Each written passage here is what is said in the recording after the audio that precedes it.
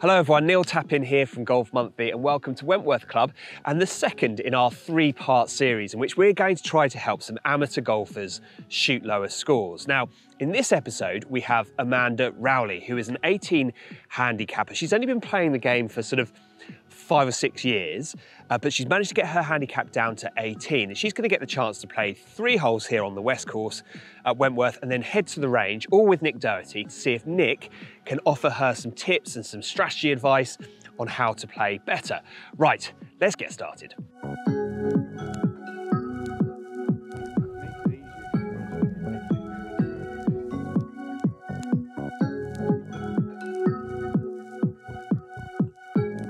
Right, so Amanda, tell us a bit, what's your handicap and where's your golf at the moment? My handicap at the moment is 17.7, okay. So I play off at my club about 19, 20. I've had quite a good summer of golf. The consistency is definitely getting better, but my weakness, I would say, is my short game. Right, okay. And that's down to confidence, really. I've just lost my confidence with it.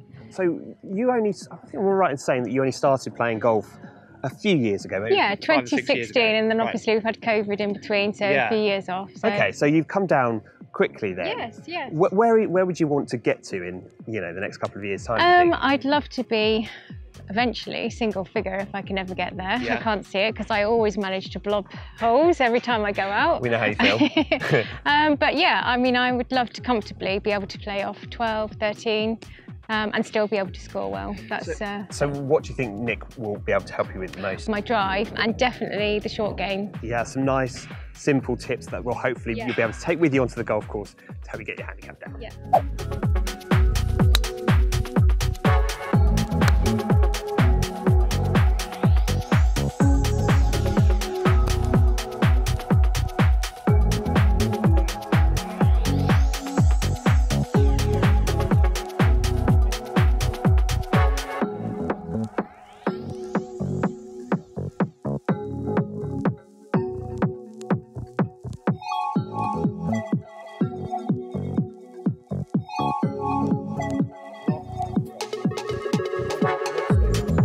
Leave it like you're going to hit it.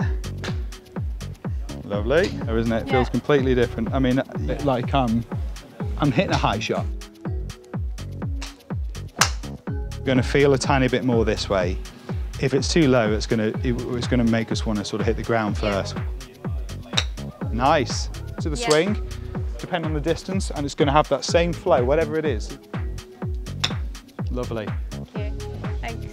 Okay, so Nick, you got the chance to play 3 holes with Amanda and then spent some time on the range with her. Good player, strikes it really nicely. What were the sort of things that you were talking about to try and help her improve? Well, we talked about a couple of different parts of the game. One was sort of short game pitching, and then the long game. The long game was the easiest. These are the sweetest things to work on with people because it's a gift that gives immediately and was very easy to attain. Right, okay, so for her, it was something simple.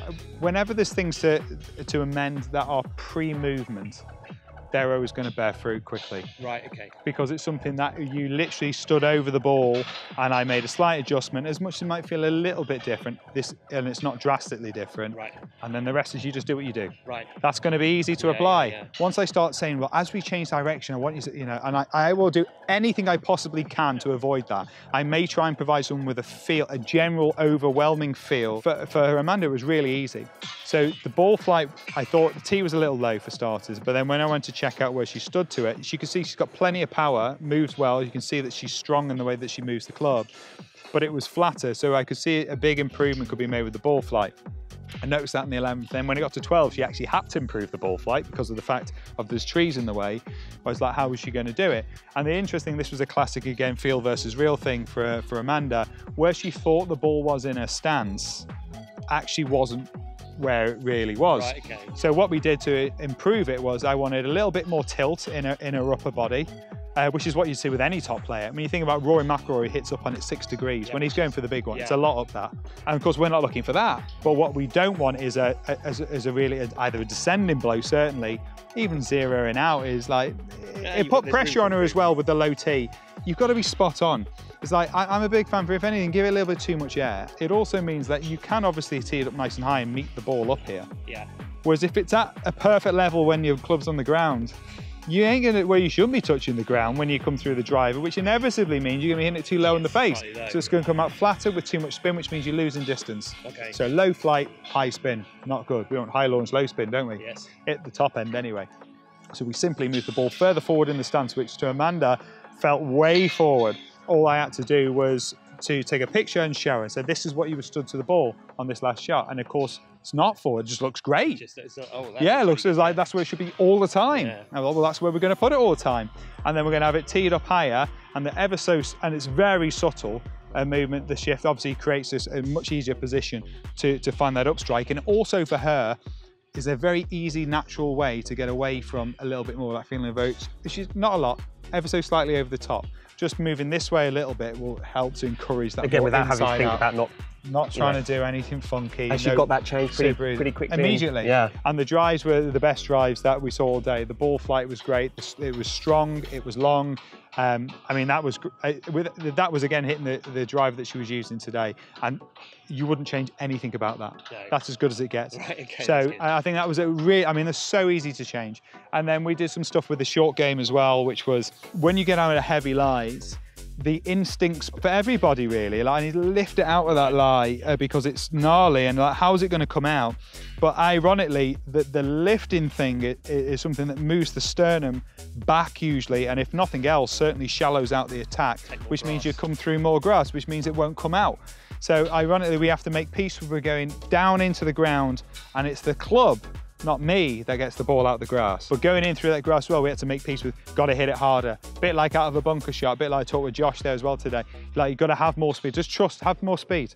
Have more speed and it is better. Yeah. Not enough speed will create way more problems. Yeah, and that's why you've got to practice these shots. You've got to convince yourself that it's the way to play it. And she demonstrated prowess in that straight away. And I think for her as well, getting a feeling for the pace, and we talked about controlling distance is something she battles with.